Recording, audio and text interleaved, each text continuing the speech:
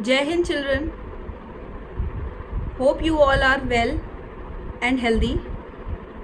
Today I have sent PISA module to you. You have to go through that module and you have to solve all the questions which are there in the module. So today in the chapter crop production we are going to start a new topic, storage. Previously we talked about harvesting. After harvesting we get a grain, and after this, when we get this grain, as these grain contain lot of moisture, we have to remove that moisture. Now how we will remove the moisture which is present in the grain? It is done by sun drying. The grain which we get after harvesting, thrashing and winnowing, we keep that grain in a field for drying under the sun. Now question arises, why this sun drying is very much important? As you all know that the fresh grains, lot of moisture is there, and in moisture the various microbes like fungus, molds, etc. grow very much well, and they will damage your grain. So it is very much necessary that before storing them it should be dried. Now after how this storing of grain is done. If you want to store these grains in your houses, you can use a iron metallic container, right? In a big container or in a gunny bag or jute bag, you can say, you can store these grains, dried grains. While storing, you generally when we store these grains in a home, we use neem leaves, because you all know neem leaves, they are the natural insect repellent. They will not allow insects to get and damage your grains, right? So if small scale storage you want to do, you will do in a iron metallic bins or in jute bags with the help of neem leaves. But if large scale storage to be done, you can use silos and granaries, right? Now the question arises, what are silos? In the picture you can see the silos. These are the silos. These are actually the large structures. Usually they are cylindrical in shape, right? And they are used for store grains.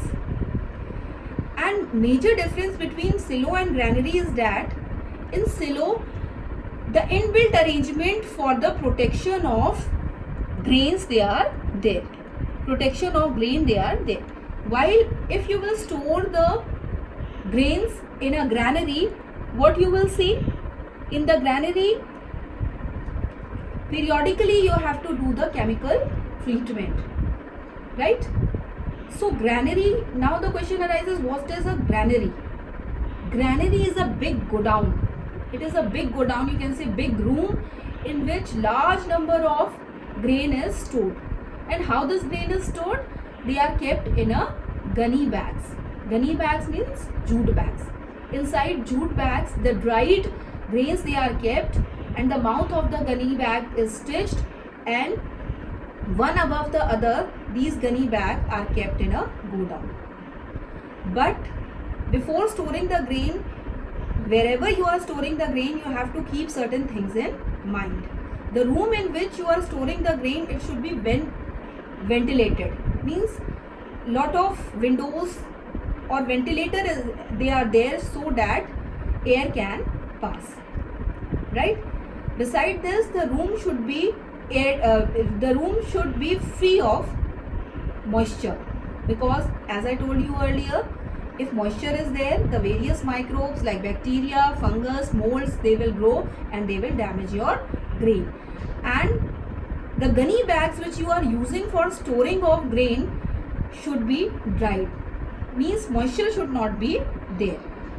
Beside there, the room should be well protected so that no rats can enter inside the room, right? So in a granary, what happens? you chemical treatment, regularly you do the chemical treatment where it is required, right? And why this chemical treatment is done? So that insects, pests or rats, they do not damage your grain, right? So before doing this chemical treatment, whenever the person who is doing the chemical treatment, it should be kept in mind that this chemical treatment may not damage your grain which are there inside the gunny bags, right? Now we are going to start a new topic, that is animal husbandry, right? Animal husbandry, like we studied earlier about how the production of crop is done, then the storage, weeding, etc. we have done in crop production and management. Now, like we are growing the crops, same way agriculture animal agriculture is also there. You can say when animals are reared at a large scale to obtain food from them, you know, we get eggs, we get meat, we get oil from the animals. So the science which deals with the agriculture means large scale production of food, meat, oil, etc., right? From animals, it is said to be the animal husbandry. Means in this we can deal with the rearing, breeding and protection of the animals, right? So in your NCERT book, this cod liver oil it is given, that is when you do the fish farming, you get a cod liver oil. Cod, here in the picture you have seen that cod is a type of fish, right, which is the liver of this fish is a rich source of vitamin D and vitamin A. So from this fish, as you know, fish is a very rich source of protein also. So beside protein, it gives us oil which is very rich in vitamin A and D.